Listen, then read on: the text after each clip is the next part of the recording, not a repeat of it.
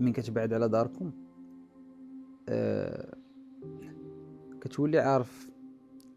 علاش باش كنتي كتشير لماماك لواحد الفيترينا كتقول لها بغيت هادي، كتقول لك لا، كتولي عارف باللي راه ما خداتهاش لك حيت بصح لا، ولكن حيت خاصها توفر لك واحد الحاجات اخرين اللي عرفتهم من بعد، بحال الماء والضوء والكرا والماكله. كتولي تعرف باللي ديك الحاجه اللي ما شراتهاش لك ماماك ما شراتهاش لك حيت ما قدراتش تشريها لك، وباللي كاينين شي حوايج انت ما كنتيش كتعرف باللي راه كياخذوا فلوس بزاف وكياخذوا جهد بزاف. كتولي تعرف باللي دوك الحوايج اللي كتجي تلوحهم باش تصبنوا في الماكينه